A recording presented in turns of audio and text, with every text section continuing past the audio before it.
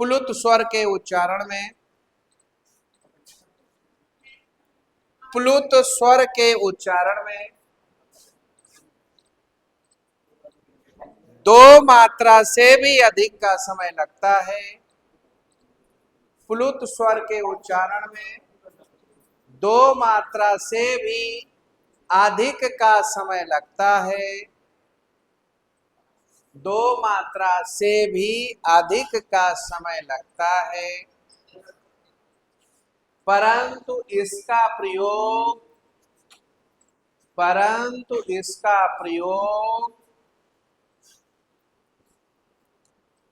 संस्कृत भाषा में है, हिंदी भाषा में नहीं। परंतु इसका प्रयोग संस्कृत भाषा में है, हिंदी भाषा में नहीं। देख लिया।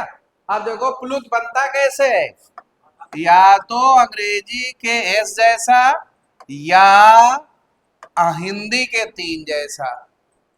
जैसे एग्जाम्पल में लिख दिया मैंने राम, ओम। तो जैसे आपसे पूछ दिया जाए कि या इसको ऐसे ओम लिखा हुआ पाएंगे आप लोग, समझ गए? ये और ये एक चीज है। अब आप लोगों ने देखा होगा इस टाइप का अब उच्चारण संस्कृत में तो अभी भी हो रहा है, हिंदी में नहीं है। लेकिन हिंदी हो या संस्कृत, कंडीशन पर डिपेंड करता है। आप क्रोध में है, क्रोध का मतलब गुस्से में है, और उस समय आप खींच के शब्दों का या वर्णों का उच्चारण करते हैं, और उस समय ऐसा जो है आपको महसूस होगा, दिखाई देगा। जैसे आप लोगों ने देखा होगा। हाँ, लगा तो है माइक नहीं, ये वो वाला है जो मतलब जो है रिकॉर्ड कर रहा है। ठीक, तुम तो पिछले बार थी, आप थी। हाँ, तो आपके पास तो नोट्स होगा लेकिन याद नहीं है। नहीं, वो जरूरी है दिमाग तक पहुंचे। किताबों में तो सब कुछ है। जो अगर दुनिया में, जो अगर पुस्तकें रखने से जो अगर ज्ञान बढ़ता, तो आज दुनिया में सबसे ज्यादा विद्वान पुस्तकालय वाला होता, लाइब्रेरियन। लेकिन नहीं, उससे ज्यादा तो विद्वान पढ़ने वाले हैं। इसका मतलब है चीजें आपके पास कितनी है ये मायने नहीं रखती, कितनी आपने कंठस्थ की, कितनी सीखी, कितनी दिमाग तक पहुंची, याद है, वही मायने रखता है। ठीक, और इसका एक जीता जागता उदाहरण मैं आपके सामने हो सकता हूँ कि 90% चीजें मैं बिना नोट्स के पढ़ा देता हूँ। पढ़ाता हूँ कि नहीं पढ़ाता?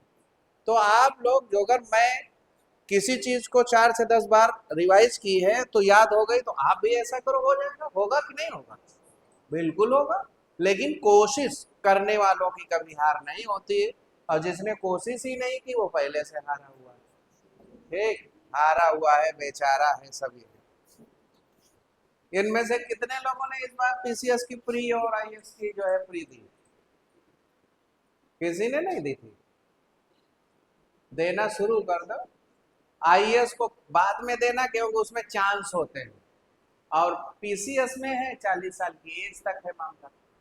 तो पीसीएस से ट्राई करो, आईएएस में जो है तभी ट्राई करो जब कुछ निकलने लगे। अर्थात पीसीएस प्री निकले तो समझ लो कि हम आईएएस के लायक बन गए, और जब पीसीएस ही प्री नहीं निकल रही तो आईएएस तो और बड़ा कंपटीशन है, वो इंडिया लेवल की एग्जाम है, ये स्टेट लेवल की है।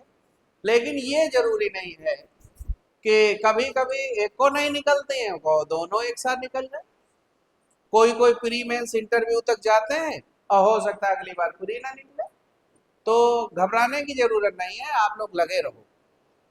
और पीसीएस आईएएस के क्षेत्र में वही मैदान में उतरे जिसके अंदर धैर्य हो, साल 2 साल 3 साल का। और जिसको क्विक नौकरी चाहिए वो वनडे की ओर आए, है कि नहीं? क्विक मतलब जल्दी, शीघ्र। चलिए भाई, वैसे क्विक मतलब तुरंत ना सोचना, तुरंत किसी में नौकरी नहीं मिलेगी। समय समय देना पड़ेगा, किसी में थोड़ा कम, किसी में ज्यादा। अगली हेडिंग डाल दीजिए अयोगवाद, फटाफट लिखो। अयोगवाद। अयोग वहां में लिखो। हाँ, अयोग कल इसीलिए चार्ट दे दिया था कि आप लोगों के पास ये सब रहेगा तो समझने में अयोग वाह। लिखो भाई, वे वर्ण जो न तो पूर्णता स्वर हैं, वे वर्ण जो न तो पूर्णता स्वर हैं और न ही व्यंजन, न ही व्यंजन, ऐसे वर्णों को अयोगवाह कहते हैं। आप भी कॉपी निकालो, पेन निकालो। है रिश्ते पेट नहीं देना, कुछ तो देना। यहाँ आप रोल है नाम में, तो हिंदी तो चाहिए चाहिए। अरे निकालो कॉपी पेन और लिखो, ना हो तो व्यवस्था करवा दीजिए। हाँ, देखिए भाई, एक कहावत हमने पिछली बार सुनाई थी, फिर से सुनाए दे रहे हैं। कहावत ये, चमगादड़ के घर रिश्तेदार आते हैं, वो भी उल्टा उल्टा लटकते हैं। तो यहाँ जो आएगा वो क्या करेगा, पढ़ाई लिखाई से संबंधित बातें होंगी, और जिसको ये नहीं करना है तो उनके लिए ये स्थान उचित ही नहीं। क्यों? हाँ, कहावतें मुहावरे खूब सुनाएंगे आप लोगों को, परेशान ना हो। क्या लिखा आपने? अयोग वहां कहते हैं। अब दो इसके हैं उदाहरण, देखो भाई, अंग, इसके आगे लिख लो अनुस्वार, और इसका सिंबल ये होता है। फिर आगे लिखो आ, इसका विसर्ग बोलते हैं इसे, और इसका सिंबल ये है। समझ में आई बात? यदि ये हो गया हो तो इसके नीचे नोट लिखो। लिखिए, अच्छा, अंग और आ को स्वर किसने माना है? याद रह गया कि भूल गई? अच्छा, हट जाए। अंग और आ को स्वर किसने माना है? कोई भी बच्चा जिसे आता हो बोले। लिखो, डॉक्टर धीरेन्द्र वर्मा ने अंग और आह को स्वर माना है। अंग और आह को स्वर माना है। अंग और आह को क्या माना है? स्वर माना है। लिखा? हाँ, क्योंकि इनकी मात्राएं होती हैं, क्योंकि इनकी मात्राएं होती हैं। अब मात्राएं देखो क्या होता है, देखो जैसे हमने एक शब्द लिख दिया रात, और एक लिख दिया प्रातः। अब देखो, रा में आ की मात्रा है तो दो मात्रा, इसमें छोटा है तो एक, यह प्रा में आ बड़ा आया है दो, और ये विसर्ग की वजह से इसकी मात्रा क्या है? दो। इसका मतलब विसर्ग मात्रा रखता है। क्यों? और जब मात्रा रख रहा है, अब ये चीज यहाँ कम समझ में आएगी। ये रस छंद अलंकार एक टॉपिक होता है, उसमें ये छंद का है। किसी भी शब्द की मात्राएं निकालना, गण बनाना, ये सब जो है वहां पर सिखाया जाएगा आपको। तो यहाँ पर केवल आइडिया दे दिया है कि देखो कुछ चीजें ऐसी हैं जो क्रम या स्टेप बाय स्टेप मिलेंगी। अब आगे जो है भाई लिखो, हाँ, हेडिंग डाल दीजिए व्यंजन वर्ण। फटाफट लिखो, आज संधियां चालू कर देना। व्यंजन वर्ण लिख लिया? व्यंजन लिख भाई, वे वर्ण जिनका उच्चारण स्वतंत्र नहीं होता, वे वर्ण जिनका उच्चारण स्वतंत्र नहीं होता, अर्थात स्वर की सहायता से बोले जाते हैं, या स्वर की सहायता से होता है, अर्थात स्वर की सहायता से होता है, और मात्राएं नहीं होती, मात्राएं नहीं होती।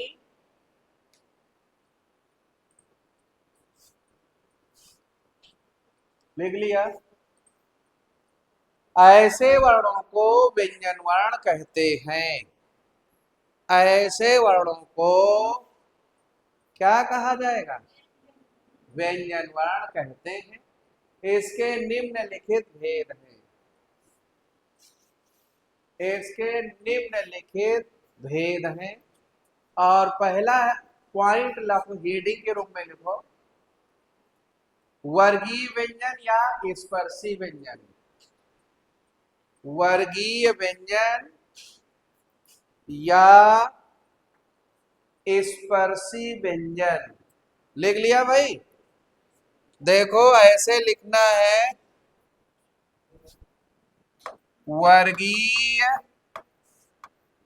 व्यंजन या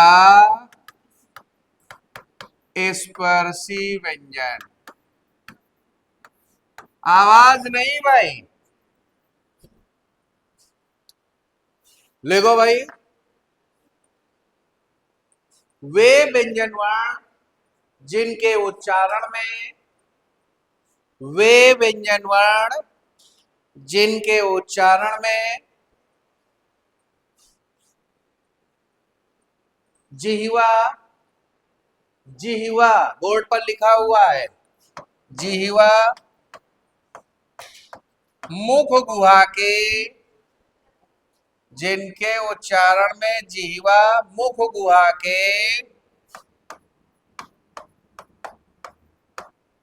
मुख गुहा के अधिकांश भागों को, मुख गुहा के अधिकांश भागों को स्पर्श करती है। मुख गुहा के अधिकांश भागों को स्पर्श करती है।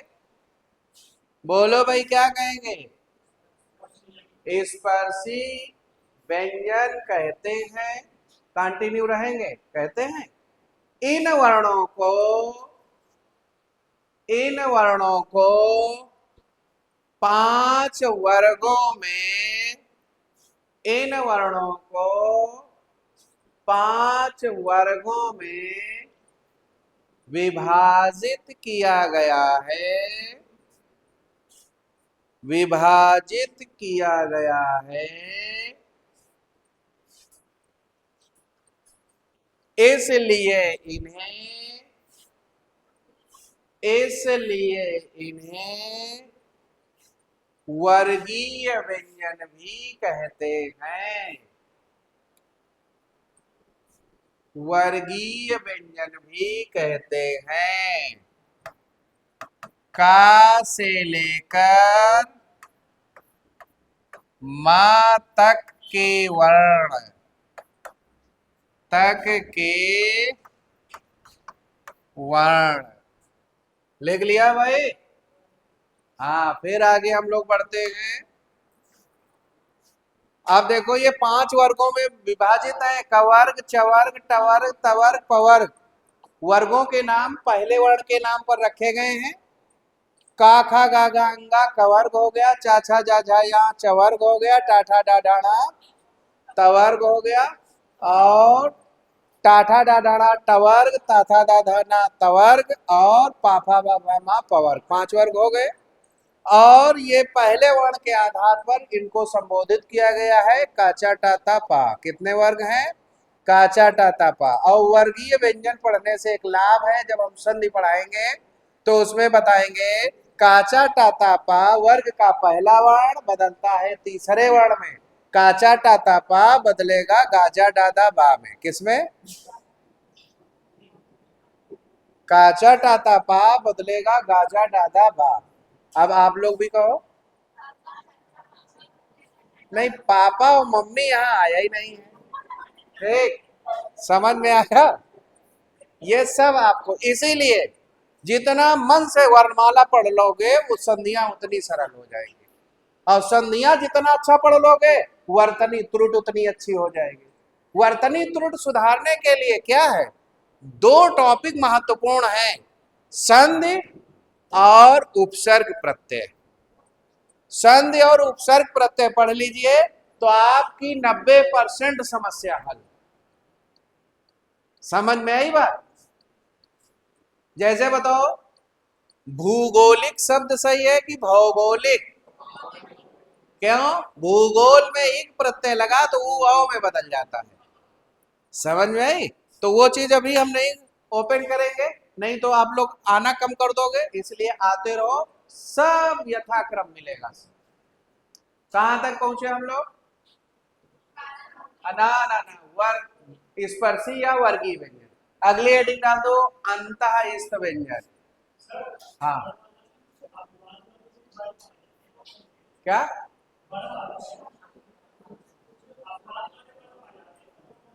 देखो अब सुन लो, अपवाद वाले वर्ण नहीं। देखो अब जैसे कुछ वर्ण है वो अमानक वर्ण है, अमानक। जैसे अब सुन लो, अब अपवाद में यावा है, यावा स्वर भी है व्यंजन भी है, तो अंतस्थ पढ़ाने तो दो। अब देखो ये अमानक ऐसे हैं, जैसे ये आजकल आ ऐसे बना रहे हो, आप रामचरितमानस उठा के देख लीजिए, वहां पर आ ऐसे मिलेगा।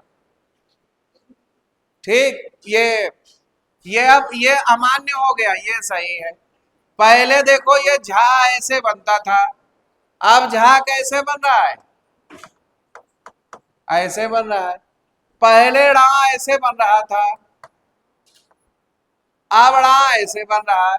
तो ये हो गए आपके अमानक गोले में जो है, और जो गोले के बाहर है वो मानक वाले। और अपवाद क्या है? यावा अर्धस्वर है। ड़ा और ढा पहले नहीं थे, अपनाए गए हैं, हिंदी में संस्कृत में नहीं थे। जैसे हिंदी में लिखा जाता है उड़, संस्कृत में लिखा जाता था उड, ये वर्ण ही नहीं इनके पास था। हिंदी में लिखा जाता है पढ़, और ये लिखते हैं पठ, मतलब ढा ढा की जगह पर ठा का प्रयोग था। अब ये कैसे कहो कि संस्कृत में कम वर्णों से काम चल गया और हिंदी में ज्यादा वर्ण क्यों आए? क्योंकि हिंदी वाले साझेदारी नहीं करना चाहते, हर ध्वनि के लिए एक सिंबल दे दिया, और इसीलिए देवनागरी लिपि हमारी जो है क्या है, आज वैज्ञानिक लिपि घोषित हो चुकी है। अब बताइए भाई, जैसे अंग्रेजी में ये क्लियर नहीं होता है, किसी से का बनेगा, किसी से सा बनेगा। पैलेस में सा हो गया, अंकल में का हो गया, कि अंकल को अंसल पढ़ोगे, पैलेस को पहले पढ़ोगे। कुछ बातें समझ में आ रही? जैसे अपने यहाँ छा है अलग, चा है अलग, अब अंग्रेजी वालों के सामने समस्या है, चा बनाएंगे तो सी एच से और छा बनाएंगे तो सी डबल एच से। तो हमेशा ये याद रखिए कि हिंदी बताया नहीं आपको, जो अगर ज्यादा विस्तार लेना है तो सुबह वाले में आओ, स्वागत है आपका। यहाँ तो हमारे हाथ बंधे हैं ऐसे नहीं। अभी आप अपने टोटल पीरियड यहाँ पूरे कर लीजिए, सेम पढ़ा रहे हैं, सुबह आने से कोई फायदा नहीं। फिर जब वहां पर अतिरिक्त पढ़ाएं तो हम आपको बुला लेंगे। समझ रहे हो? तुम अभी घबराओ नहीं, अभी सेम टाइम में सेम पढ़ा रहे हैं। जब इसका टाइम समाप्त हो जाएगा तो अतिरिक्त वाले में तुम्हें बुलाएंगे, परेशान ना हो, हम आपके साथ हैं। अंतस्थ व्यंजन में क्या लिखा? अंतस्थ व्यंजन लिखो भाई, वे व्यंजन वर्ण जिनके उच्चारण में, वे व्यंजन वर्ण जिनके उच्चारण में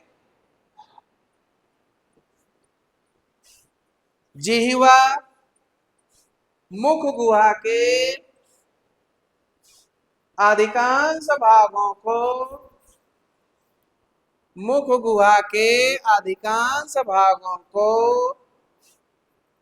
स्पर्श नहीं करती, स्पर्श नहीं करती,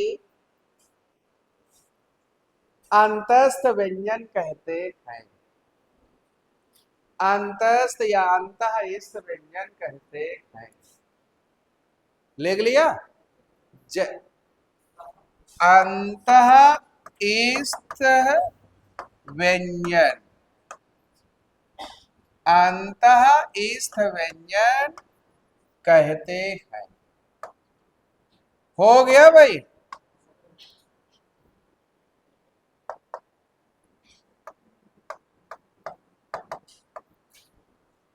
अब इसके नीचे जो है आपको ऐसे लिखना है भाई, प्लस कहाँ चला गया? देखो भाई ऐसे लिखना है, या रा ला हुआ, या के आगे लिख लो भाई तालव्य वर्ण। तालव्य उच्चारण स्थान इसका क्या है? तालु। इसको बोलते हैं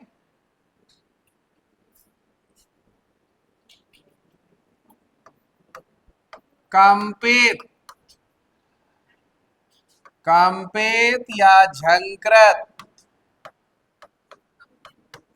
झंकृत या लुंठित ध्वनि। ध्वनि का मतलब होता है वर्ण।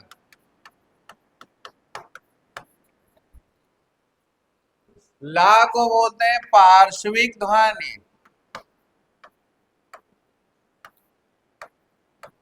पार्श्विक ध्वनि, और इसको बोलते हैं दंतोष्ठ।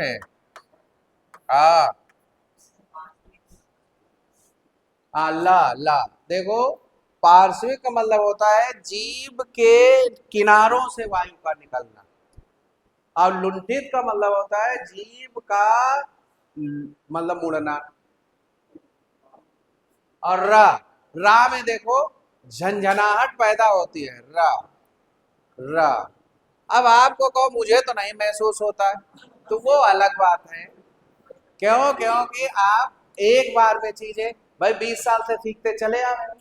अब 20 साल की आदत को हम 20 सेकेंड में तो नहीं दूर कर सकते। तरीका बताए दे रहे हैं, फिर अपना धीरे धीरे अभ्यास करो। हाँ, दंतोष्ठ।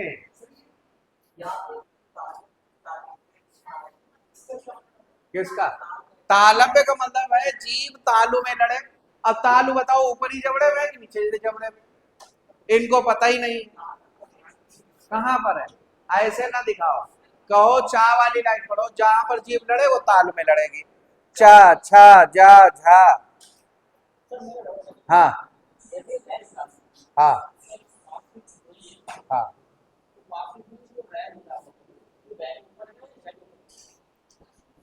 ये ये रियल में पा के बाद आया है। हाँ, अब सुन लो, ये जो है ऐसे लिखा जाता है, देखो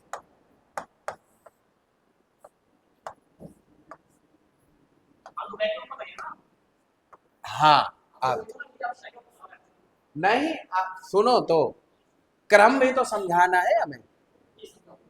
आप देखो यहां पर ये पहले पा होगा, फिर ये रा होगा, फिर शा होगा, फिर जो है ई होगी, फिर का होगा, नहीं वाह आएगा।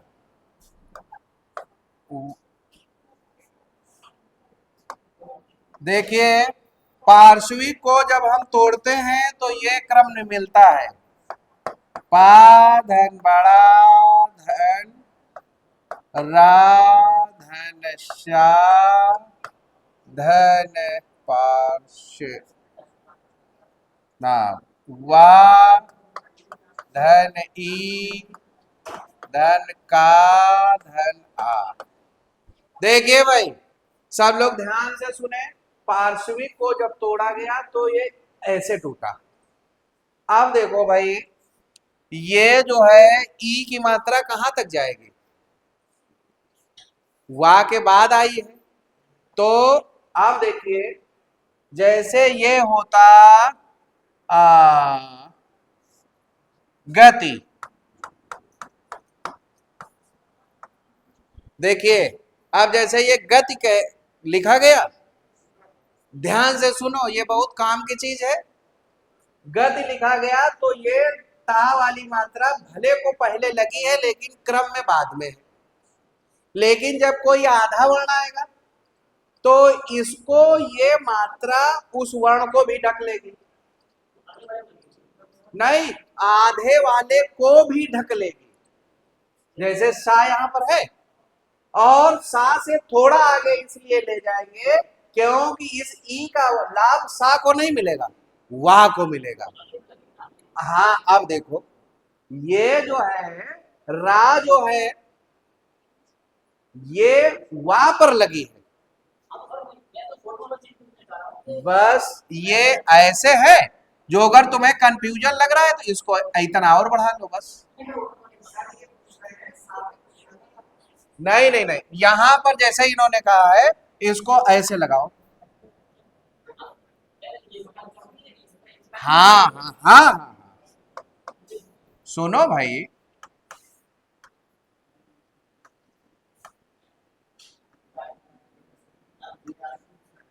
ठीक है, चलिए आगे बढ़ो भाई। पार्श्विक, अब आगे ये चारों नोट कर लिए। अब इसके नीचे लिखो नोट। नोट में लिखो या कामा वा को अर्ध स्वर कहते हैं। या वा, ये जो है या, और ये कामा लग गया। कामा को शब्दों में ना लिखना, कुछ लोग तो शब्दों में लिख देते हैं। या वा को अर्ध स्वर कहते हैं। या वा को क्या कहते हैं? अर्ध स्वर कहते हैं। किसने कहा भाई अर्ध स्वर? अर्ध स्वर इनको केंद्रीय हिंदी निदेशालय के द्वारा अनाउंस किया गया, घोषित किया गया। तो कोई स्पेसिफिक व्यक्ति नहीं है, यह संस्था है। ठीक, हिंदी निदेशालय, अरे एक संस्था है, दिल्ली में इसका हेड है, बाकी उत्तर प्रदेश में आगरा में इसका जो है केंद्रीय हिंदी संस्थान, आगरा में इसका कार्यालय एक है। ठीक है भाई, आगे लिखो ऊष्म या संघर्षी व्यंजन। ऊष्म या संघर्षी व्यंजन। ऊष्म या संघर्षी व्यंजन लिख लिया। लिखो भाई, वे व्यंजन वर्ण जिनके उच्चारण में, वे व्यंजन वर्ण जिनके उच्चारण में वायु घर्षण के साथ, वायु घर्षण के साथ बाहर निकलती है, वायु घर्षण के साथ बाहर निकलती है और ऊष्मा उत्पन्न करती है। ऊष्मा उत्पन्न करती है। ये क्या लिखा? घर्षण ऐसे नहीं लिखा जाता। घर्षण के साथ बाहर निकलती है और ऊष्मा उत्पन्न करती है। लिख लिया? ऊष्म या संघर्षी व्यंजन कहते हैं। अब इसमें जो है देखो भाई, ऐसे लिख लीजिए, इसको बोलते हैं, ताल से बोला जाता है तो तालव्य, ये मूर्धा क्षेत्र से बोला जाता है इसलिए मूर्धन्य शाह है ये, और ये जीभ दांत से लड़ती है इसलिए ये दंत है, और इसका उच्चारण कंठ से होता है तो इस, और इसको जो है स्वरयंत्री या काकल्य भी कहते हैं। ये स्वरयंत्र यहाँ है जिसको हम लोग अपनी भाषा में कौआ बोलते हैं। ये बायोलॉजी की भाषा में लैरिंग्स है। क्या है? लैरिंग्स। और ये हिंदी की भाषा में इसे स्वरयंत्र बोलते हैं। क्या हो गया? कुछ तो नहीं। किसके हाथ जोड़े हो तुमने? चलिए भाई ठीक है। स्वरयंत्री या काकल्य, हाँ।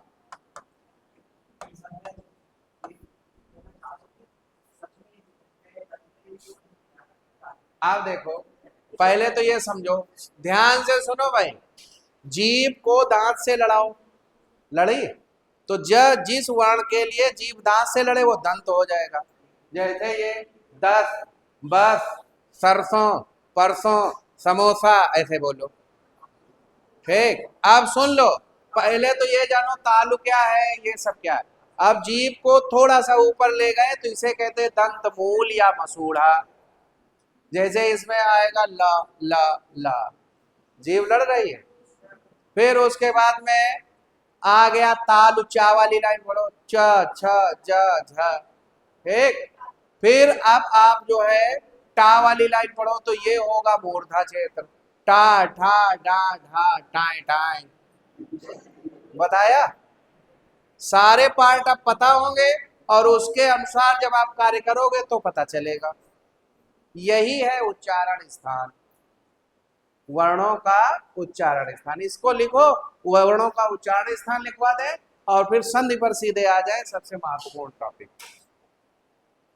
वर्णमाला में और बहुत कुछ बाकी है, लेकिन उसको हम देंगे तो फिर तीन ही चैप्टर हो पाएंगे और आपका टाइम समाप्त हो जाएगा। इसलिए संधि जरूर पढ़ लो। संधि का तीन जो है जगह रोल है, वर्तनी त्रुटि में, तत्सम शब्दों में और संधि विच्छेद में। इसलिए जो महत्वपूर्ण चीजें हैं उन्हें अच्छे से पढ़ लो, जो काम चलाऊ है तो काम चलाऊ करो। तो काम चलाऊ तुम्हारे लिए नहीं, तुम्हारे लिए तो सब सही है। कारण क्या है, इनको तो कुछ ज्यादा ढंग से आ नहीं रहा, तो इनको तो सब कुछ चाहिए। लेकिन जिनको आ रहा है कम से कम उन्हीं को पूरा दे दिया जाए, ये मेरा उद्देश्य है। और जिनको नहीं आ रहा है वो फिर सुबह वाली बैच में आए, पूरा दे देंगे, ठीक। कहने का मतलब है, देखिए सीधी सी बात है, मैं स्टाम्प पेपर पर लिख के दे सकता हूं कि 6 से 8 घंटे में हिंदी पूरी नहीं हो सकती।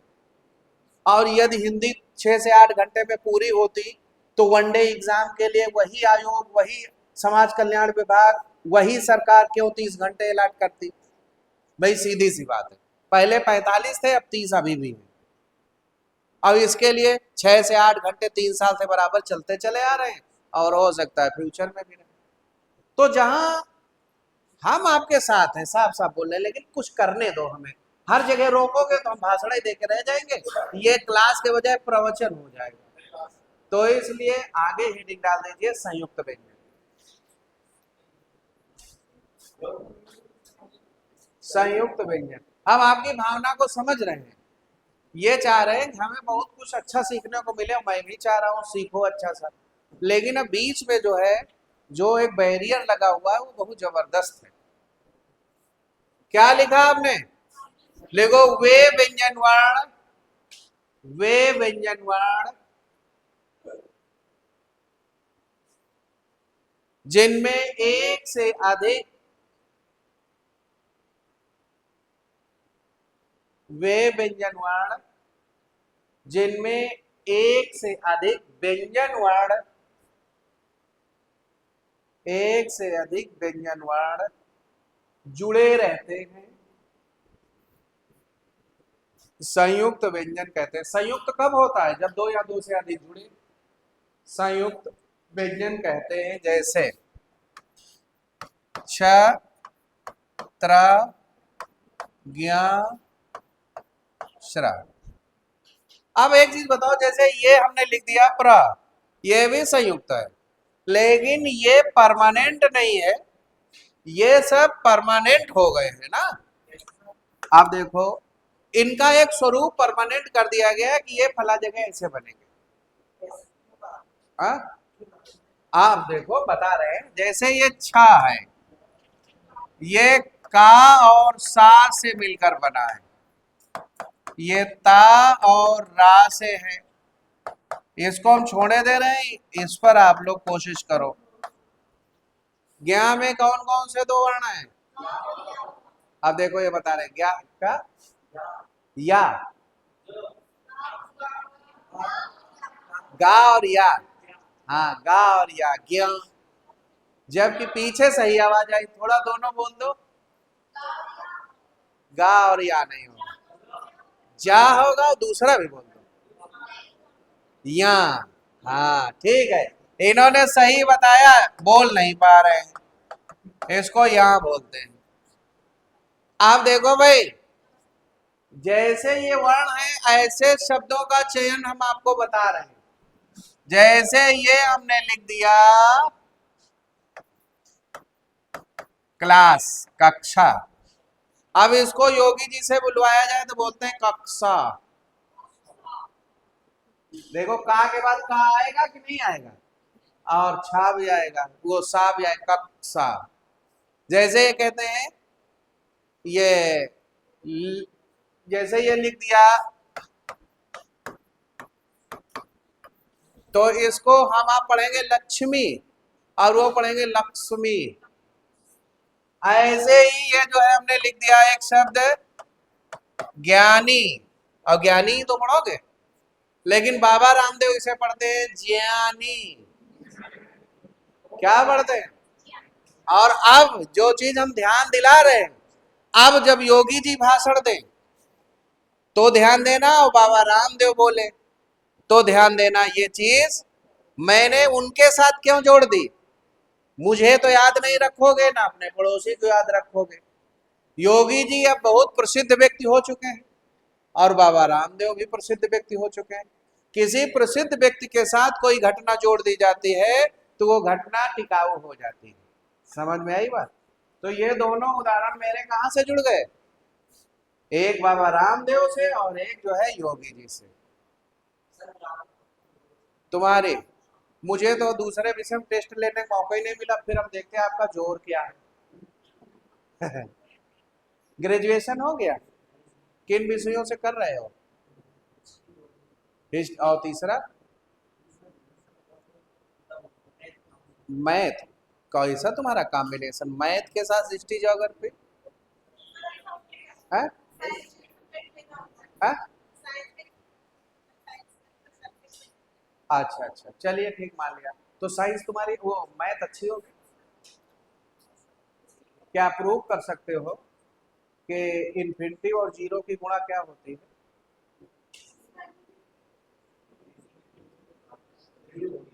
है?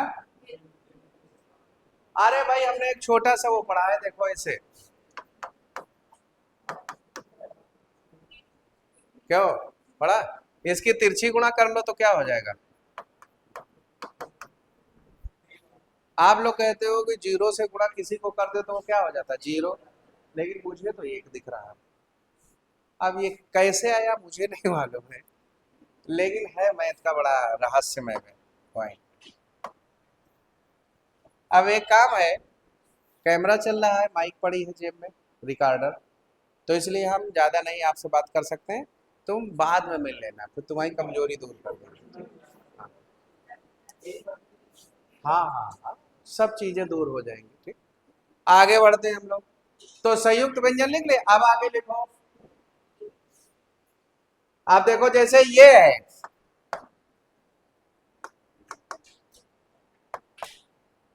अब जैसे ये लिखना है श्रवण और यह लिखना है श्रावण। आप देखो भाई, दो शब्द हैं, एक ये है स्रोत और एक ये है स्रोत। दो बताओ, दोनों सही है कि एक सही है गलत?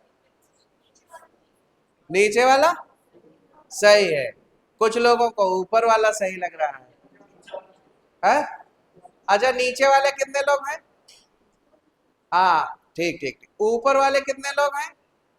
हाँ, और दोनों पर कितने लोग हैं? ठीक, हाँ दोनों सही है। इस स्रोत का मतलब है सुनने के परिप्रेक्ष्य में, और ये स्रोत मतलब जहां से चीजें प्राप्त होती हैं, सोर्स के परिप्रेक्ष्य में। दोनों की स्पेलिंग सही है, दोनों अपनी जगह पर सही। जैसे देखो ये है अंश और ये है अंश, बताओ कौन सही? दोनों। ये अंश का मतलब है पार्ट और उस अंश का मतलब कंधा, ये ठीक। तो ऐसे मामला बनेगा। वर्तनी त्रुटि बहुत अच्छे से बताएंगे, लेकिन पहले इसको पढ़ा लेने। हाँ, आप हेडिंग क्या पढ़ी? उच्छिप्त या द्विगुण व्यंजन।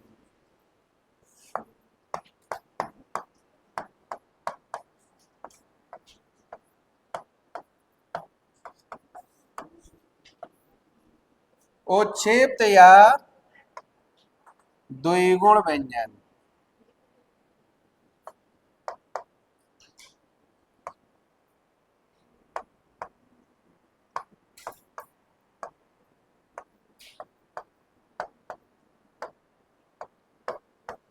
देखो भाई, देखो उच्छिप्त का मतलब होता है ऊपर की ओर उछाला गया, अब जीभ इसमें ऊपर झटके के साथ जाएगी फिर नीचे आ जाएगी। ड़ा ढा, देखो इसको आप लोगों ने पढ़ा होगा, क्या पढ़ते हो ड़ा, इसको क्या पढ़ते हो ढा, लेकिन ये अभी नहीं लिखना, पहले पहचान लिखो। लिखो वे व्यंजन वर्ण जिनके उच्चारण में, वे व्यंजन वर्ण जिनके उच्चारण में जिह्वा, वे व्यंजन वर्ण जिनके उच्चारण में जिह्वा ऊपर उठकर, ऊपर उठकर झटके के साथ, ऊपर उठकर झटके के साथ नीचे आती है। आगे क्या जोड़ोगे, उच्छिप्त या द्विगुण व्यंजन कहते हैं। जैसे में डैश करके लिख लो ड़ा ढा, यहां पर लिख लो ड़ा ढा, ये बिंदु है भाई, ड़ा ढा लिख लिया। इसके नीचे लिखो नोट, नोट में लिखो इनका प्रयोग संस्कृत भाषा में नहीं था, इनका प्रयोग संस्कृत भाषा में नहीं था। ये पेंसिल से करा करो, ये जोड़ने घटाने वाला काम। इनका प्रयोग कहाँ नहीं था, संस्कृत भाषा में नहीं था, हिंदी भाषा में,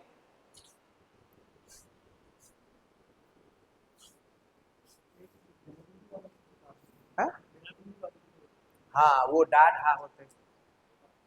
अब ये ड़ा ढा, ड़ा ढा जैसे पढ़ना तो बिंदी लगाओगे कि नहीं लगाओगे। अब जैसे आ जाए ढक्कन तो ढक्कन में बिंदी नहीं लगेगी। अब जैसे ये डमरू आ जाए तो बिंदी नहीं लगेगी। अब जो अगर आ जाए बीड़ी, सड़क तो नहीं। तुम लोग नाक से बिल्कुल नहीं है महोदय, देखो सड़क नहीं है, वो सामने बिंदी लगती है जिसका नाक से उच्चारण होता है। ये 3 शकल है इसकी, देखो इन्होंने तो हमें चेक ही नहीं करने दिया, फिर से वापस कर दिया। 3 वर्ण है ये, ऐसे ध्यान दो, ये है अंगा और ये है डा और ये है ड़ा। समझ में आई बात। तो जो अगर ये चीज समझ में आ गई तो ये इसको नाक से बोलेंगे, जैसे गंगा।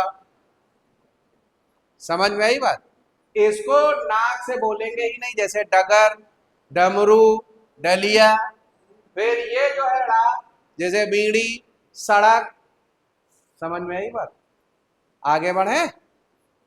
हाँ, अब ये तीनों की शकल तो मैच कर रही है, लेकिन फिर भी अंतर है, कहीं बिंदी आगे, कहीं बिंदी गायब और कहीं बिंदु जो है नीचे।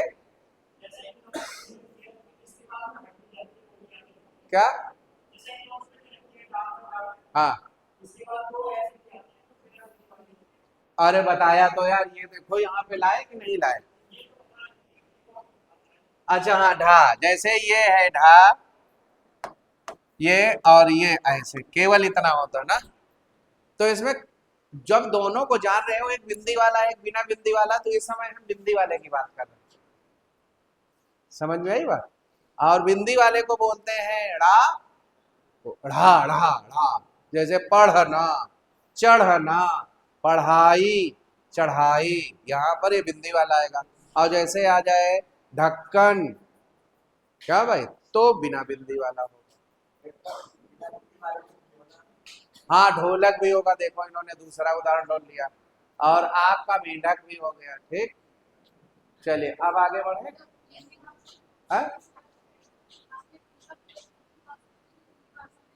हाँ, मैंने ये बोला था इनका प्रयोग संस्कृत भाषा में नहीं था, हिंदी भाषा में अपनाए गए हैं।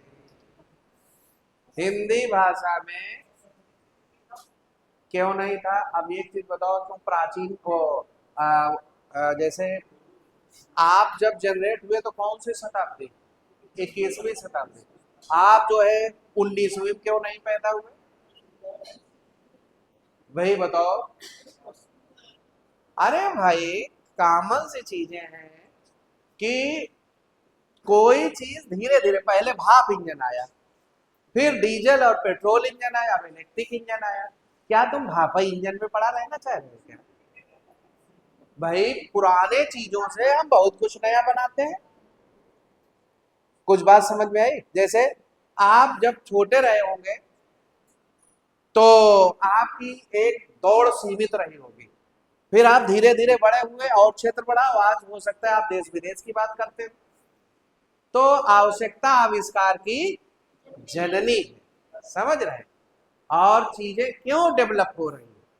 कभी कभी ये कहा जाता था चंदा मामा दूर के, अब चंदा मामा दूर के नहीं रह गए, हाँ पास के हो गए। अनंत नहीं है चंद्रमा, क्योंकि चंद्रमा पर मानव पहुंच चुका। अब अनंत की परिभाषा क्या है? जहां से किसी का अंत ना मिले वो अनंत, और जो अगर हम अंत प्राप्त कर ले वो अनंत है ही नहीं। तो अब जो अगर पहले तो ये भी था कि समुद्र के जल को कोई छुएगा तो वो समाज से बहिष्कृत हो जाएगा। अब तो मुझे लग रहा है कि अब जल तैराक प्रतियोगिता है, क्यों भाई, है कि नहीं? तो सीधे सी बात है, क्यों था, क्यों का बस दो तीन कारण हैं। एक तो हमारी आवश्यकता थी इसलिए ऐसा हुआ, और दूसरा जो है ऐसा करके देखें तो क्या होगा। भाई कभी कभी प्रैक्टिकल उल्टा भी हो जाता है। जैसे वैज्ञानिकों ने सोचा कि आलू और टमाटर के पौधे में क्या करें, क्रॉस करा दे, तो नीचे आलू लगेगा ऊपर टमाटर लगेगा, और सक्सेस हो गए। उसका नाम रखा पोमैटो। पोटैटो और टोमेटो के बीच का क्या निकला, पोमैटो। अब सुन लो, पोमैटो के बाद में इन्होंने वही दिमाग लगा दिया कि सरसों और मूली में कर दे, ऊपर मिले सरसों नीचे मिले मूली। हो गया उल्टा, फली मिली मूली की और जड़ मिली सरसों की। नहीं सकते।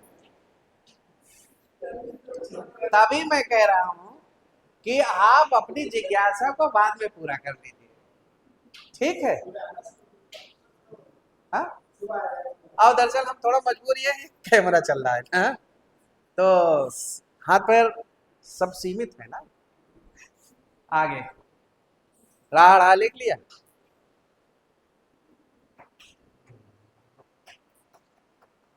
क्यों थे? इनकी उस समय आवश्यकता नहीं थी, डा से ही काम चलाते थे। जैसे वुड, और वुड का क्या हो गया, वुड, अब जरूरत है उसकी। फिर लास्ट में लिख लो अभी ये 2024 में खोजा गया। अब कहोगे कि 2024 में क्यों टेंशन ले ली। अब ये केंद्रीय हिंदी संस्थान से जाओ, पूछो जाके कि क्यों तुमने एक नया जो है विशिष्ट व्यंजन जनरेट कर दिया।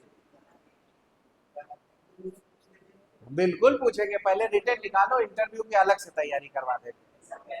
नहीं, हम क्या कह रहे हैं, पहले रिटर्न निकालो, इंटरव्यू की अलग से तैयारी हो जाएगी, तो टेंशन न लो। चलिए आगे। हाँ, अब ऐसे नहीं, अभी 24-25 लिखना है। हेडिंग डाल दो विशिष्ट व्यंजन। विशिष्ट व्यंजन लिख लिया? आप देखो, विशिष्ट व्यंजन के आगे जो है, जैसे हमने लिख दिया विशिष्ट व्यंजन, अब इसके आगे देखो ऐसे लिखना, एरो बना के ऊपर इसलिए लिख दे रहे हैं कि सबको दिखाई दे।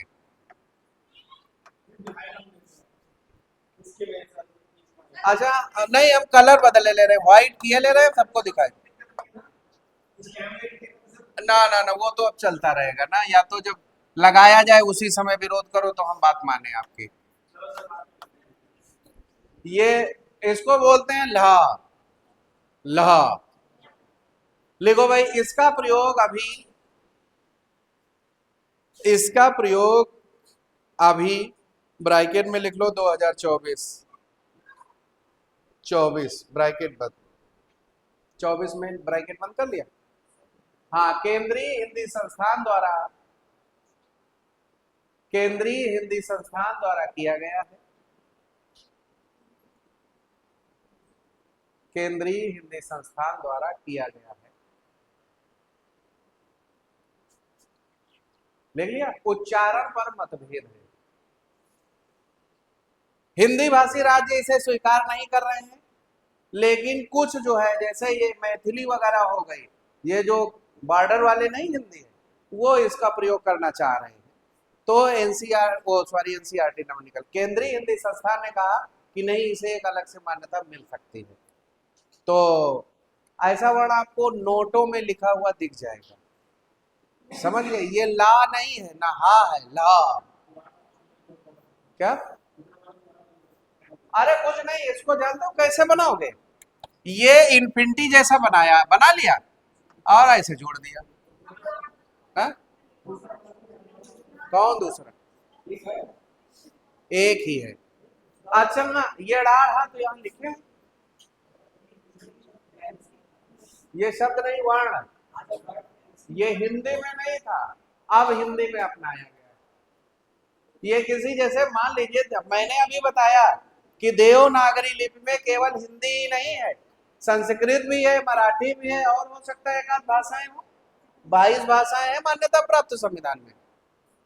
तो इस तरह अब आप लोग वर्णमाला का एक प्रारंभिक स्वरूप समझ चुके। किसका?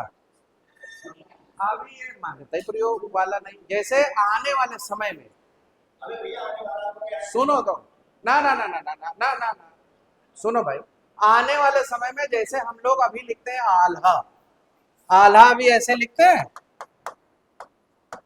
क्यों? आने वाले समय में यहाँ पर इतना हटा के और इसे जोड़ा जाएगा।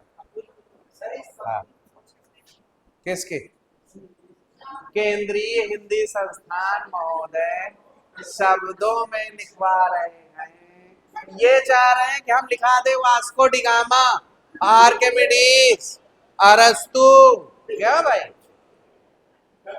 मैं नहीं चाहता हूं कि ये प्रश्न ना करें, लेकिन मैं इतना भी चाहता हूं कि क्लास भी थोड़ा आगे बढ़े ना। अब सारे प्रश्न हम आपके जो अगर सुनेंगे तो ये जो बैठे हुए हैं ये कहेंगे बस 2 ही लोग पढ़ ले। हम आपको होपलेस नहीं करना चाहते। तुम अपनी समस्याओं का पिटारा लाओ और हम खोल के वहां बैठेंगे कहाँ? ऑफिस में। और हम लखनऊ से आते हैं, वापसी लेते नहीं है। 24 घंटे उपलब्ध हैं आपको आपके मुरादाबाद में। आपके अंदर जिज्ञासा तो हो। हाँ, हम मोबाइल नंबर बता देंगे सब कुछ, लेकिन क्या नहीं, यहाँ आदेश नहीं है, क्योंकि कोचिंग में पर्सनल नंबर आप ऑफिस से प्राप्त कर सकते हैं या एक आध लोगों को दे सकते हैं। हाँ, तुम्हें भी दे देंगे। सबके सामने बोल रहे हो तो मालूम हुआ कि हम आपके सगे हो गए, बाकी ये सब सौतेले नहीं। काम होगा पर्दे के पीछे होगा।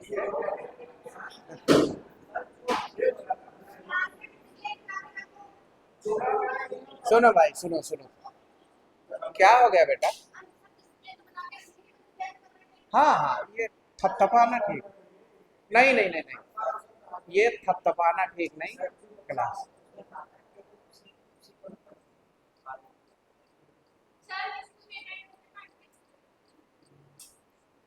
हमें नंबर वंबर नहीं देना है, हमें आगे बढ़ना है। और हाँ, अच्छा मेरी बात सुनो, मेरी बात सुनो, जो भी कहना हो, जो भी बोलना हो, आप लोग आपस में सलाह मिला लो। जो अगर हम किसी का उत्तर ना दें तब भी आपका षटकोणीय मुख बनेगा, अरे भाई हमारी समस्या का हल नहीं हो रहा है। और जो अगर समस्या सुन रहे हैं तो दूसरे लोगों को डिस्टर्ब हो रहा है। तो सलाह अपनी मिलाओ। मुझे तो और आराम है कि जो अगर क्लास में कोई कुछ ना बोले तो अब तक हम बहुत कुछ पढ़ा देते, लेकिन समस्या यही है, जब तेज पढ़ाने लगो तो छूट रहा है। ऐसा पढ़ाने से क्या फायदा है? जो अगर किसी की समस्या सुनो तो दूसरों का डिस्टर्ब हो रहा है, और जो अगर समस्या का हल ना बताओ तो इनको कुछ आता नहीं है। तो मुझे तो ये नहीं समझ में आ रहा है आप किस एंगल से ऑब्जर्व करना चाहते हो। मैंने साफ साफ बताया, जिसकी ज्यादा से ज्यादा समस्या है तो वो बाहर हल करवा ले। कई बार कह चुके कि नहीं कह चुके, लेकिन नहीं, हर 2 मिनट के बाद क्वेश्चन हो जाता है, हर 1 मिनट के बाद क्वेश्चन हो जाता है, हर टॉपिक पर क्वेश्चन हो जाता है। तो ये 90 मिनट जो है क्या है, 60 मिनट में बदल जाते हैं। चलिए आगे देखो, आगे देखो, अब सुन लो व्यंजनों का। अब देखो हेडिंग एक छोटी सी बना लो, वर्णों का उच्चारण स्थान, वर्णों का उच्चारण स्थान,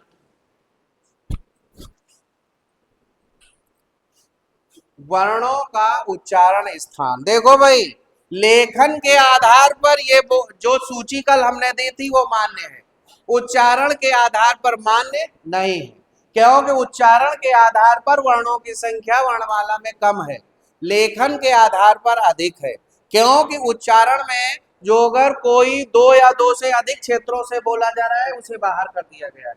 जैसे संयुक्त व्यंजन छत्र ज्ञ और श्रा, ये बाहर है, समझ में आई बात, ड़ा और ढा बाहर है।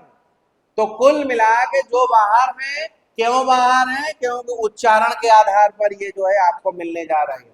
तो आपने क्या हेडिंग बनाई, वर्णों का उच्चारण स्थान। अब ये जो है कहां कहां से इनका उच्चारण होगा, कैसे उच्चारण होगा, ये आप सूची अब लेने जा रहे हो। समझ में आई बात सबके? तो आप देखो भाई, पहली हेडिंग डाल दीजिए कंठ, कंठ या कंठे।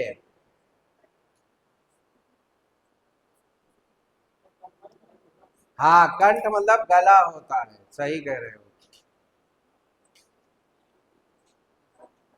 कंठ लिख लिया। अब इसमें देखो स्वर और व्यंजन सब खिचड़ी एक साथ रहेगी।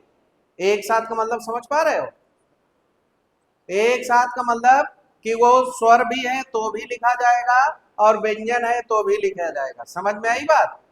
तो हमने कहा से शुरुआत की, कंठ। अब कंठ में लिखो आ आ, आ आ, आ वर्ण है, छोटा बड़ा ऐसे बोले, हाँ, देखो छोटा आ बड़ा आ, इसी को हमने बोला था आ आ।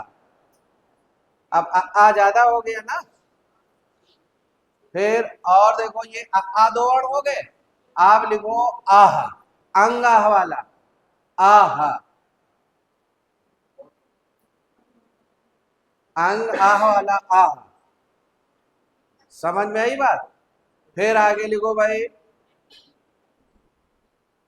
कावर, काखा गाघा अंगा,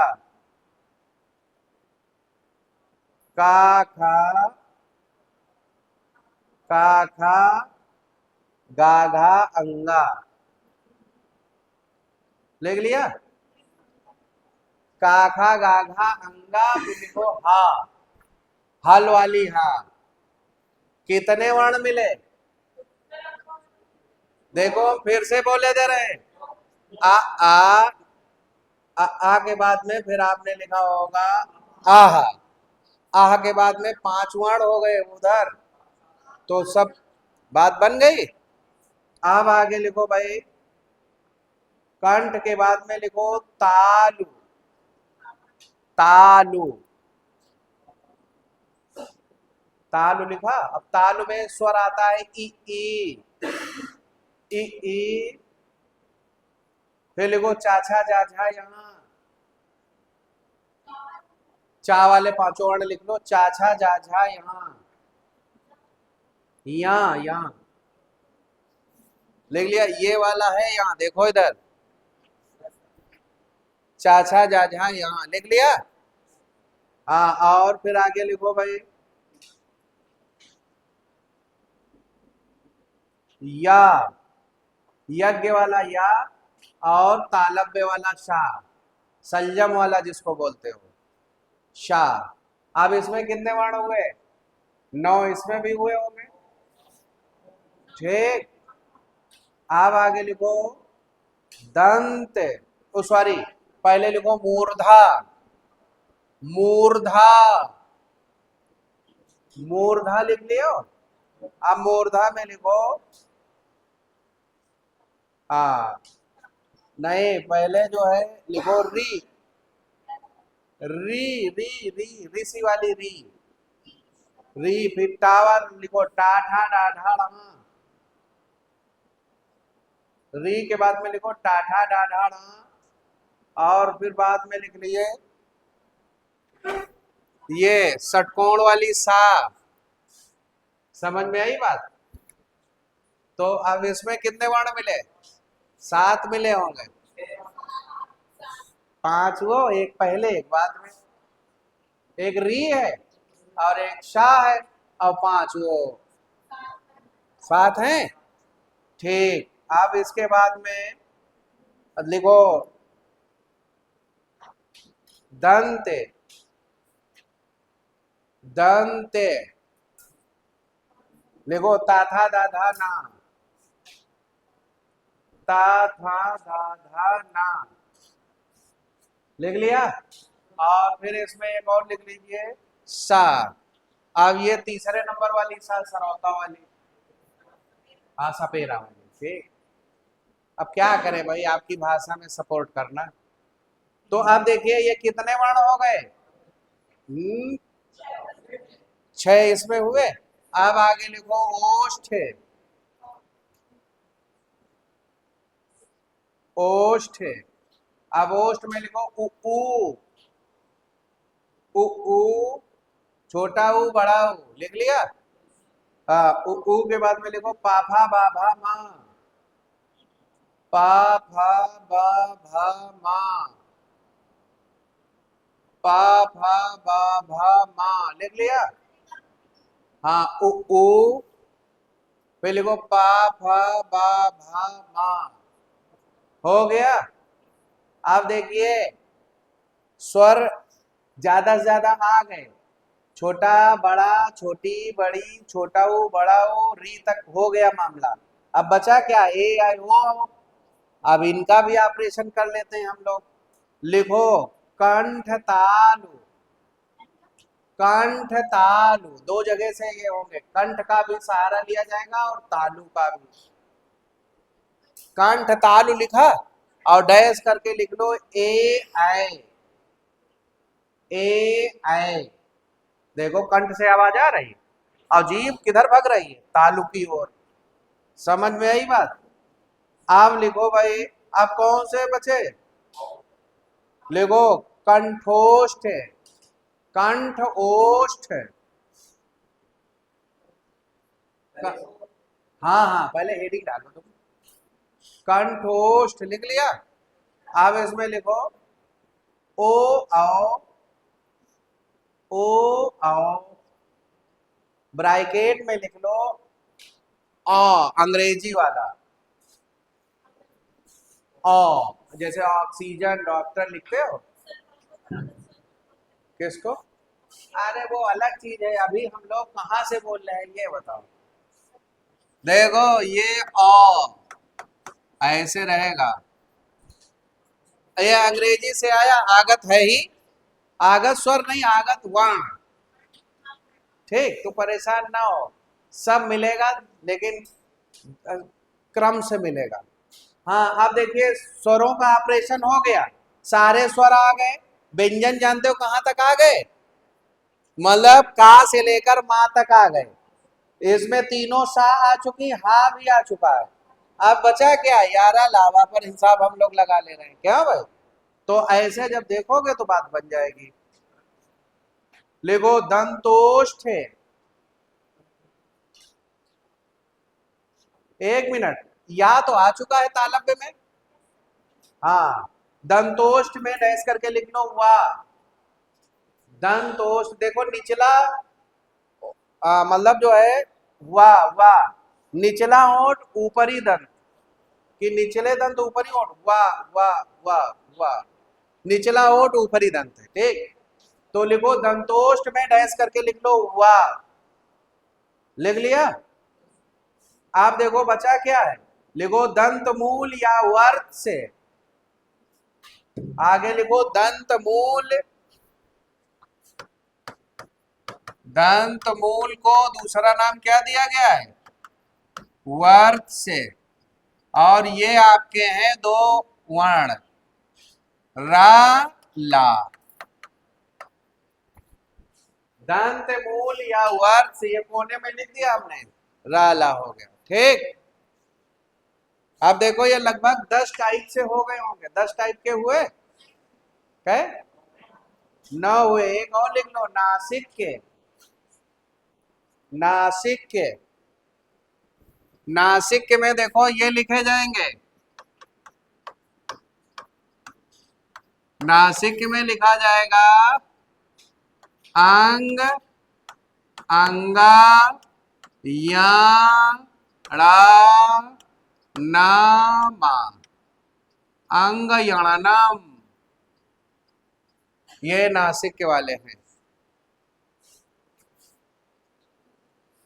अब आप कहोगे संयुक्त वाले नहीं आए, छत्र ज्ञा रा नहीं आया, तो मैंने बताया क्यों नहीं आया, दो दो जगह से बोले जा रहे हैं भाई, का है सा है, उसमें उसमें ता है और रा है, दो दो वर्ण है, तो फिर उसमें समस्या है। तो उच्चारण के आधार पर जितने वर्ण आते हैं सब आपके पास पहुंच चुके हैं। ऐसे कौन से वर्ण हैं जो दो बार आए हैं, अंग अड़नम, ये सब में ग्रुप में भी आए हैं और अलग से भी आए हैं, याद रखना है। ठीक, ये पांचों वर्ण 5 पार्ट में जोड़े जा चुके हैं, कंठ, फिर ताल, फिर मूर्धा, दंत और ओष्ठ, पांचों में आए हैं। और बाद में सभी ये नाक से बोले जाते हैं, इसलिए अलग से इनको स्थान मिल गया और कहा गया नासिक। अब अगली हेडिंग डाल दो, आगत ध्वनिया, आगत ध्वनिया लिखो भाई। हिंदी भाषा में, हिंदी भाषा में कुछ विदेशी भाषाओं, ब्रैकेट में लिख लेना दूसरी भाषाओं, कुछ विदेशी भाषाओं के वर्णों को अपना लिया गया है, के वर्णों को अपना लिया गया है,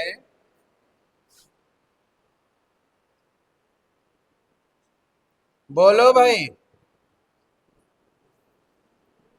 अपना लिया गया, आगत ध्वनिया कहते हैं, जैसे जैसे जैसे में लिखो अंग्रेजी का आ, अंग्रेजी से क्या आया है, आ, ऑक्सीजन, डॉक्टर, क्या भाई, और फारसी से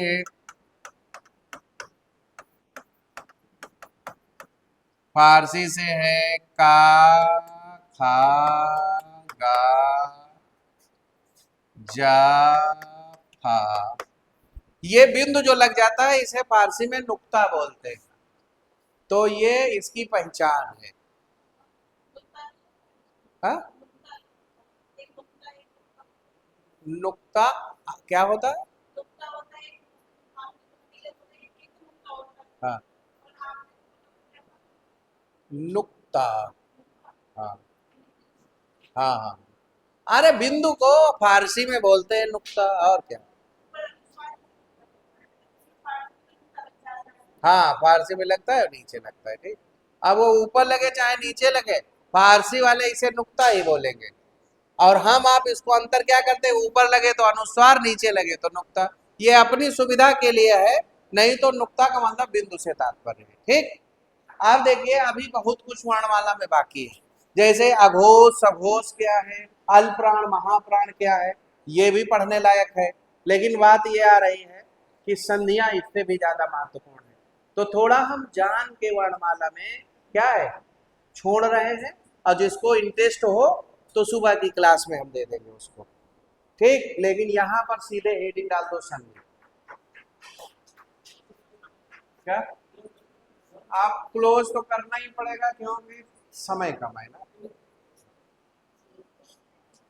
अच्छा हाँ, ओरल हम आपको बता दें, अघोष, अघोष और प्राण, महाप्राण क्या है। देखो भाई ऐसे सुनो, सभी स्वर सघोष अल्प्राण होते हैं, सुनो ध्यान से, सभी स्वर क्या होते हैं, या तो नोट करके लिख लो 2-3 बिंदु, नोट में लिखो, नोट में लिखो, क्योंकि मेरा भी मन नहीं करता है कि हम कम पढ़ाएं, क्योंकि मुझे शॉर्टकट अपनाना बहुत खराब लगता है। लेकिन क्या, हाँ, सभी स्वर सघोष अल्प्राण होते हैं, तो स्वर का तो ऑपरेशन हो गया, क्यों भाई, सघोष अल्प प्राण होते हैं। लिख लिया। अब फिर नोट नंबर 2 लिखो। वर्ग का, लिखो, वर्ग का पहला, तीसरा और पांचवा वर्ण, वर्ग का तीसरा, पहला, तीसरा और पांचवा वर्ण सघोष अल्प प्राण होता है। सघोष अल्प प्राण होता है, जबकि वर्ग का दूसरा और चौथा वर्ण, वर्ग का दूसरा और चौथा वर्ण सघोष महाप्राण होता है। दूसरा और चौथा वर्ण सघोष महाप्राण होता है। लिख लिया। अब देखो, सघोष अल्प प्राण के आगे जानते हो यारा लावा को भी बढ़ाया जा सकता है। जगह न हो फिर से लिख लो, यारा लावा सघोष अल्प प्राण होते हैं। और जगह हो ऊपर नीचे उसी के आसपास लिख लो, सघोष अल्प प्राण होते हैं। हाँ, लिख लिया। नोट नंबर 3 कर लो। लिखो, तालव्य सा, मूर्धन्य सा और दंत सा लिखो फटाफट। तालव्य तीनों सा लिख लो, तालव्य, मूर्धन्य और दंत तीनों सा लिखो। अघोष,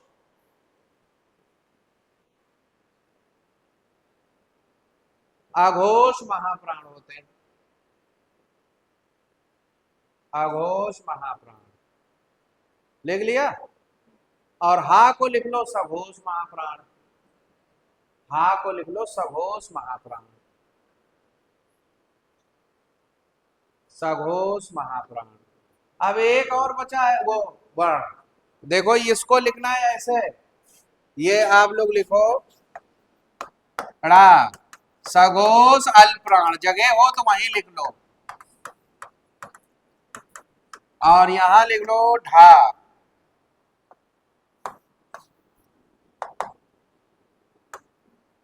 ढ़ा, सघोष महाप्राण। इसका भी ऑपरेशन हो गया, ठीक। अब घोषत्व प्राणत्व क्या होता है ये समझ लो। जहां वर्ण के उच्चारण में गूंज के साथ वायु निकले तो सघोष, और गूंज ना हो और आवाज निकले तो अघोष। जहां वायु की मात्रा अधिक हो तो महाप्राण, और जहां उच्चारण में वायु की मात्रा कम निकले अल्प प्राण। प्राण का मतलब वायु, अघोष का मतलब ध्वनि या आवाज, ठीक।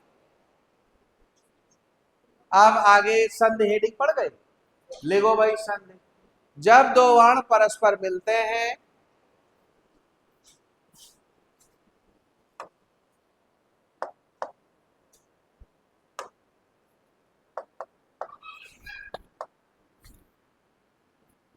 जब दो वर्ण परस्पर मिलते हैं और विकार उत्पन्न करते हैं, जब दो वर्ण परस्पर मिलते हैं और विकार उत्पन्न करते हैं, और विकार उत्पन्न करते हैं, इस विकार युक्त मिलन को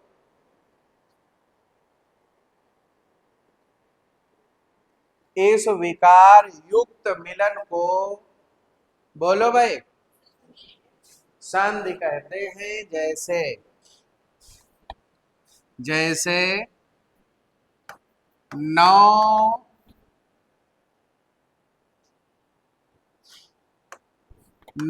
धन 1, बोलो भाई। नहीं, पहले तो ये समझो कि देखो ये दो अलग अलग हैं और इसे जोड़ा गया, इन दोनों तरफ में कहीं पर वाह दिख रहा है नहीं, और इसको जब हम लिखेंगे तो क्या हो जाएगा, नाविक। अब देखो ये विकार आया कि नहीं आया, और ये दोनों अलग अलग हैं, इधर एक साथ जुड़े हुए हैं, तो संधि किधर लिखे, नौधनी की ओर कि नाविक की ओर, नाविक की संधि हुई है ना। और हम पढ़ा रहे हैं संधि की, संधि विच्छेद पढ़ा रहे हैं, केवल संधि पढ़ा रहे हैं, इसलिए संधि की बात हो रही है। अब आप कहो कि ये तो विच्छेद और संधि हो गया। नहीं, टॉपिक बस एक ही है, या तो संधि कहो या संधि विच्छेद कहो। तो हम संधि पढ़ा रहे हैं, संधि कितने प्रकार की होती, कैसे होगा, ये सही तरीका है। अब देखो दूसरा, उत धन नति, इधर बताओ भाई, ता है और इधर ता गायब हो गया, उन्नति हो गया। फिर देखो मना धन हर, क्या हो जाएगा, मनोहर। अब विसर्ग का क्या हो गया, ओ हो गया। पहला उदाहरण किसका है, स्वर संधि का। दूसरा उदाहरण किसका है, व्यंजन संधि का। तीसरा उदाहरण किसका है, विसर्ग संधि का। अब तीनों उदाहरण लिख लो और फिर हेडिंग डाल दो, संधि के प्रकार। प्लेटफॉर्म बन गया, संधि के प्रकार लिख लिया। अब आगे देखो भाई, देखो हिंदी में संधियां तीन प्रकार की होती हैं, स्वर संधि,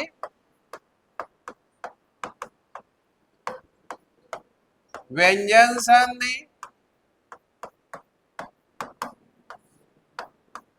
और विसर्ग संधि।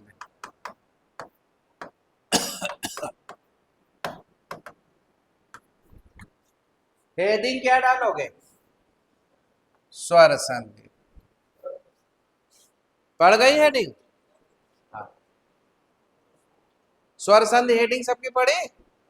देखो प्रथम शब्द के अंत में स्वर हो, प्रथम शब्द के अंत में स्वर हो और प्रथम शब्द के अंत में स्वर हो और दूसरे शब्द के प्रारंभ में, अंत में स्वर हो और दूसरे शब्द के प्रारंभ में स्वर या व्यंजन हो, सॉरी स्वर हो, प्रारंभ दूसरे में भी स्वर ही रहेगा। प्रथम शब्द के अंत में स्वर हो और दूसरे शब्द के प्रारंभ में स्वर हो, तो इस प्रकार की संधि को, तो इस प्रकार की संधि को बोलो भाई, स्वर संधि कहते हैं। जैसे जैसे विद्या, देखो विद्या में आ आया है बड़ा, ये शब्द के अंत में है, और इधर लिख दिया अर्थी, तो इधर भी देखो जो है क्या आ मिल गया, स्वर मिला, तो ये क्या हो जाएगा, विद्यार्थी। आप दूसरा उदाहरण देखो भाई, महा धन ऋषि, बोलो भाई, महा में आ आया और री भी स्वर होता है, तो क्या हो जाएगा, महर्षि। फिर देखो भाई अगला, सदा धन एओ, क्या हो जाएगा, ये भी स्वर संधि है क्यों। फिर चौथा उदाहरण देखो, आप लोग कहोगे कि आपके पास बड़ा या बचा है, नहीं, देवी धन आगमन, देव आगमन पर नंबर नहीं मिलेगा, देवी का आगमन जब होता है तो बनता है देव्यागमन, तभी देव लोग नाराज हो जाते हैं, देवी लोग, क्योंकि देवी का आगमन है, देव्यागमन। और फिर देखो पोधन अन, क्या हो जाएगा, पोधनन से क्या बनता है, और पौधनन से पावन, तो पौधनन कर लो पावन। अब ये पांचों उदाहरण भाई स्वर संधि के हैं, लेकिन इसमें एक प्लेटफॉर्म बन गया। पहला है दीर्घ स्वर संधि, दूसरा गुण स्वर संधि, तीसरा वृद्धि स्वर संधि, चौथा ज्ञान स्वर संधि और पांचवा अयाधि स्वर संधि।